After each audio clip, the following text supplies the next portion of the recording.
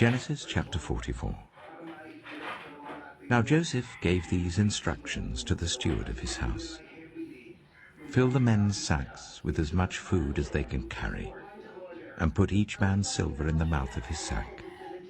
Then put my cup, the silver one, in the mouth of the youngest one's sack, along with the silver for his grain.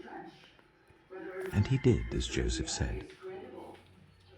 As morning dawned, the men were sent on their way with their donkeys. They had not gone far from the city when Joseph said to his steward, "Go after those men at once, and when you catch up with them, say to them, 'Why have you repaid good with evil? Isn't this the cup my master drinks from, and also uses for divination? This is a wicked thing you have done.'" When he caught up with them, he repeated these words to them. But they said to him, "Why does my lord say such things? Far be it from your servants to do anything like that. We even brought back to you from the land of Canaan the silver we found inside the mouths of our sacks.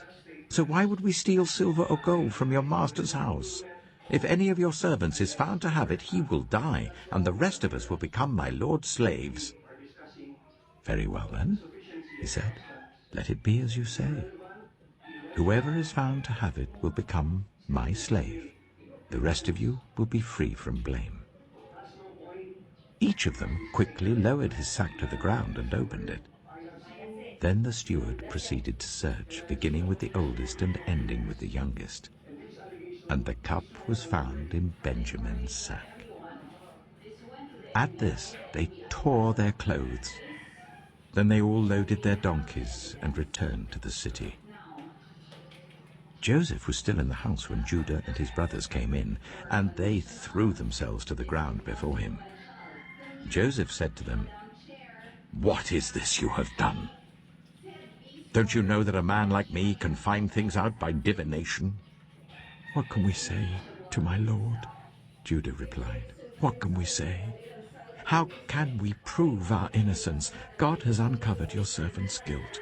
We are now my lord's slaves, we ourselves and the one who was found to have the cup." But Joseph said, "Far be it from me to do such a thing. Only the man who was found to have the cup will become my slave. The rest of you, go back to your father in peace." Then Judah went up to him and said, "Pardon your servant, my lord. Let me speak a word to my lord. Do not be angry with your servant, though you are equal to Pharaoh himself. My lord asked his servants, 'Do you have a father or a brother?' And we answered, 'We have an aged father, and there is a young son born to him in his old age. His brother is dead, and he is the only one of his mother's sons left, and his father loves him.' Then you said to your servants, 'Bring him down to me so I can see him for myself.' And we said to my lord, 'The boy cannot leave his father. If he leaves him, his father will die.' But you told your servants, 'Unless your youngest brother comes down with you,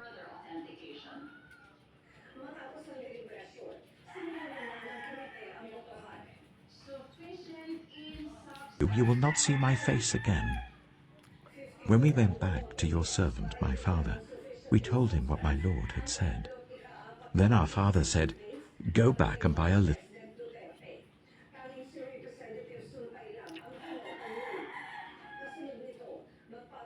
more food.' But we said, 'We cannot go down. Only if our youngest brother is with us will we go. We cannot see the man's face unless our youngest brother is with us.' Your servant, my father, said to us, 'You know that my wife bore me 2 sons. One of them went away from me, and I said, "He has surely been torn to pieces," and I have not seen him since. If you take this one from me too, and harm comes to him, you will bring my gray head down to the grave in misery. So now, if the boy is not with us, when I go back to your servant my father, and if my father, whose life is closely bound up with the boy's life, sees that the boy isn't there, he will die. Your servants will bring the gray head of our father down to the grave in sorrow. Your servant guaranteed the boy's safety to my father. I said, if I do not bring him back to you, I will bear the blame before you, my father, all my life. Now then, please let your servant remain here as my lord's slave in place of the boy, and let the boy return with his brothers. How can I go back to my father if the boy is not with me? No, do not let me see the misery that would come on my father.